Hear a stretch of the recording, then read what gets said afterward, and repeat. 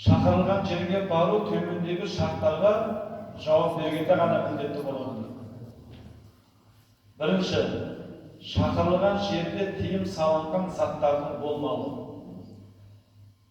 Екінші, шақырудың шақырылған адамның тікелей өзіне қатысты болуы дейді. Түсіндіңіздер ме? Екі шарт бар екен. Яғни ата-бабаларымыз шақырған жерден қалма, шақырмаған жерге барма деп екі ауыз сөзбен яғни түсіндіріп кеткен. Ал шариғат бойынша шақырған жерге бару мұстахаб екен, жақсы амал, сауап бар амал.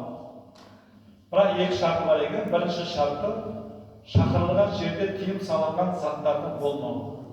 Мәселен, тойға шақырды, құдалыққа шақырды, немесе тағы басқа бір жиынға шақырды. Сол жерде Алла Тағала харам еткен нәрсе болмауы, арақ шараптың болмауы. Екіншісі, шақырудың шақырылған адамның тікелей өзіне қатысты болуы. Егер көпшілікке барлығыңды шақырамын деп айтылған болса, көпшіліктің арасынан бір адамның баруы жеткілікті болады. Яғни бір адам көпшілікке қарап, сіздердің барлықтарыңызды шақырамын десе, онда сол адамдардың барлығы барса да болады.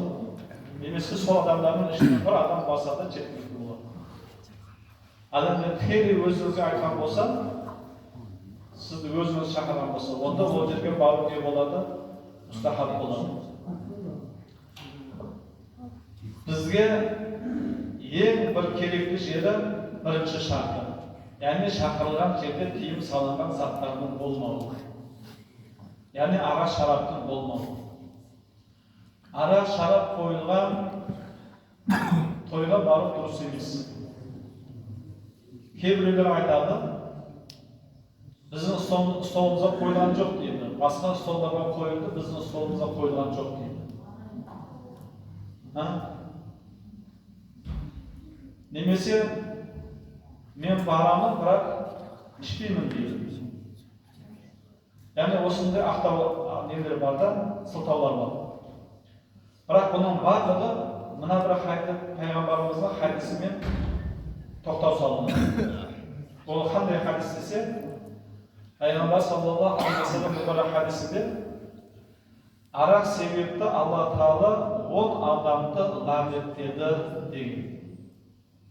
Бірінші, арақты шығарған адам. Екінші, шығарттырған адам. Үшінші, алып келген адам. Төртінші, алдырған адам. Бесінші, құйып берген адам. Алтыншы, құйдырған адам. Жетінші, ішкен адам.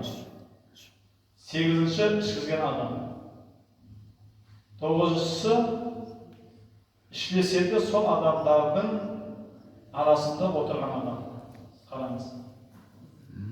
Яғни 9 адам, 10 адамның бірінде екен, 10 адамның бірі ішпесе де сол адамдармен бірге отырған адам екен. Әлгі 10 адамның бірі сол екен. Сондықтан не болады мұсылман адам? Егер шақырылған жерде осындай харам нәрселер қойылған болса, онда ол жерге бармау мұстахаб болады. Бармағаныңыз сауапты амал болады. Не үшін бармайсыз? Алланың разылығы үшін бармайсыз. Алланың разылығы үшін бармайсыз.